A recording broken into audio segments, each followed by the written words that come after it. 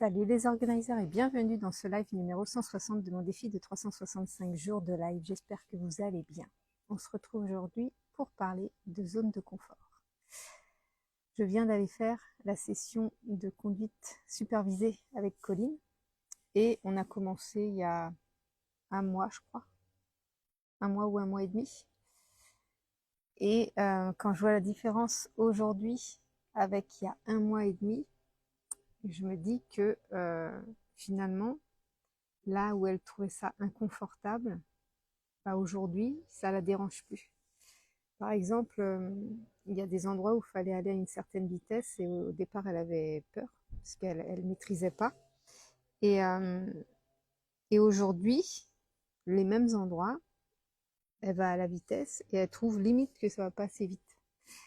Et donc, je pensais à ça, je me disais, finalement, c'est les tant qu'on n'est pas sorti de la zone de confort, quand on sort de notre zone de confort, de ce qu'on connaît, on a peur, on n'a pas envie d'y aller, on traîne, on traîne du pied, on imagine le pire, mais une fois qu'on y est et qu'on a répété plusieurs fois cette sortie de zone de confort, bien finalement ça devient ce qui était inconfortable devient confortable.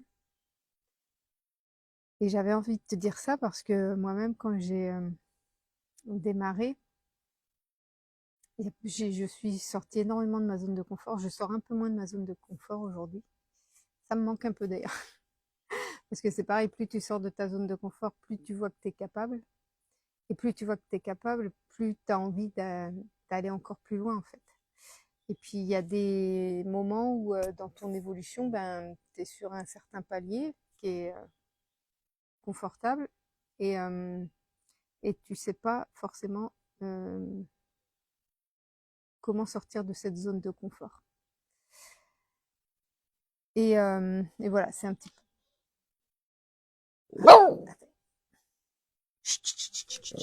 Attends, attends, attends. Viens là, viens là.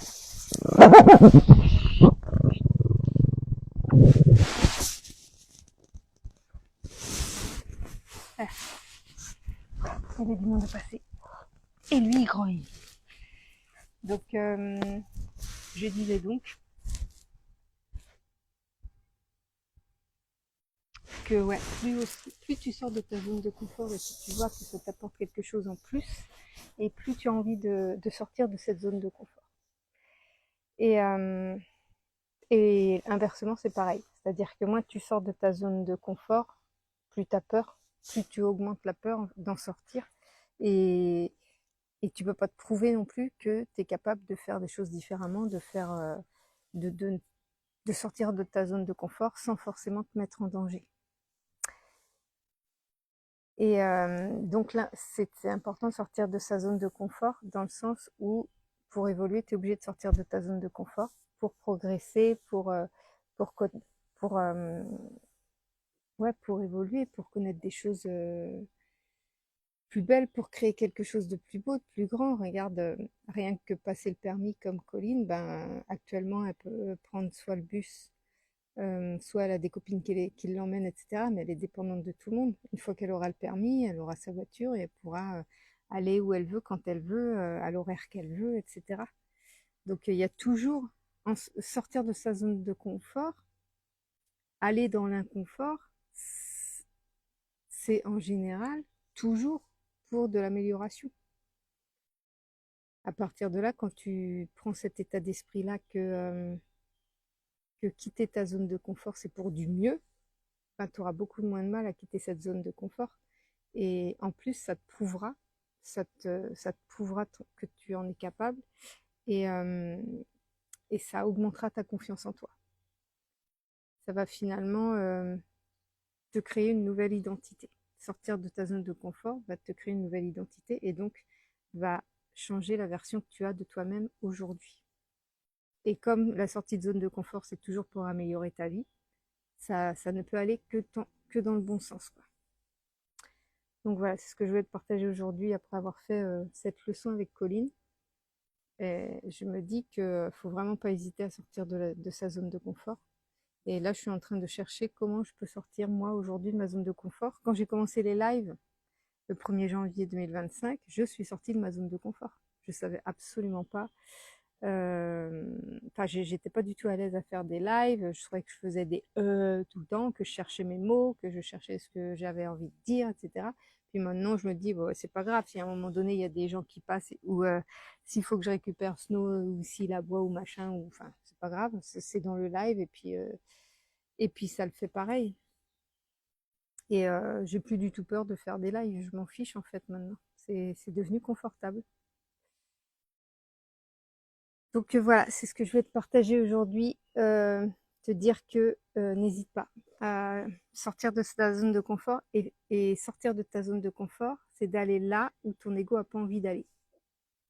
Par exemple, aujourd'hui, Colline n'avait pas du tout envie d'aller conduire. Et ben, je lui ai dit, on va quand même aller conduire. Et elle faisait la gueule. Enfin, son ego faisait la gueule. Et là, elle est revenue, elle est de retour, elle a super bien conduit et elle est ravie. Donc, l'ego a fermé sa bouche. Voilà. Là où ton ego grogne, c'est ta sortie de zone de confort. Donc, dès que ton ego grogne, coucou ma chérie, je suis en train de parler de toi. Ouais. J'ai parlé de Caroline.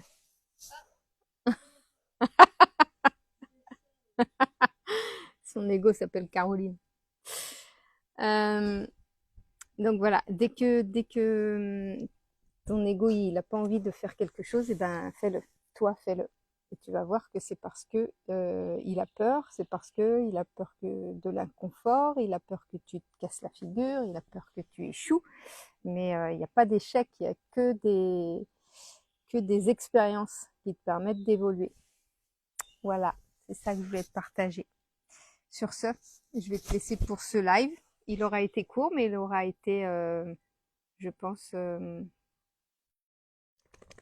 inspirant. C'est vraiment intéressant de voir l'évolution dès que tu sors de ta zone de confort. Donc n'hésite pas à en sortir et à faire fond à ton ego. Je te fais des gros bisous et je te dis à demain pour le prochain live. Salut!